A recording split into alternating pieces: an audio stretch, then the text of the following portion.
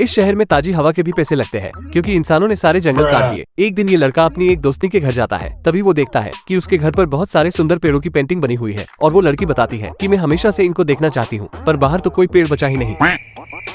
तो ये लड़का कहता है, अरे मुझे चक्कर आने लग गया अब। और घर जाकर सोचता है कि हाय, मैं कैसे दिखाऊंगा अपनी फुलझड़ी को पेड़। तो इसकी दादी एक पता बताती है और कहती है, तेरे सारे सवालों के जवाब वहीं मिलेंगे। फिर ये लड़का शहर से बाहर जाने लगता है, मगर भूतनी के मेयर ने बाहर जाने के सारे रास्ते बंद कर रखे हैं क्योंकि अगर लोग बाहर जाने लगे तो इसका धंधा चौपट हो जाएगा। तो ये लड़का धूम मचाले करते हुए शहर से बाहर निकलने लगता है और अपनी दादी के बताए पते पर पहुँचता है। तो वहाँ पर इसे एक आदमी मिलता है और इसको बताता है, जब मैंने एक पेड़ काटा तो आसमान से एक संतरी गोलू मोलू सा जानवर आया और उसने मुझे जंगल काटने से मना किया, पर मैंने पैसे के लालच में पूरे जंगल को ही काट दिया। जिसके बाद वो भी दोबारा आसमान में जाने लगता है और जाते समय उसने मुझे कहा, भूतनी के जंगल को बचाने आया था मैं और तूने इसकी ही बत्ती गुल कर दी। फिर वो आदमी लड़के को एक उसी पेड़ का बीज देता है और कहता है, ये दुनिया का आखिरी बीज है, संभाल कर रखना भूतनी के। फिर ये लड़का अपने शहर जाकर देखता है कि मेयर ने उसकी दोस्ती के घर की पेंटिंग भी मिटा दी और इसके पास बीज होने का भी पता चल जाता है, जिससे मेयर बिल्कुल भी खुश नहीं होता क्योंकि असली पेड़ लगाने के बाद इसकी हवा कौन खरीदेगा। तो मेयर इस लड़के के घर जाकर कहता है, मेरे ही शहर में रहकर मेरे साथ ही।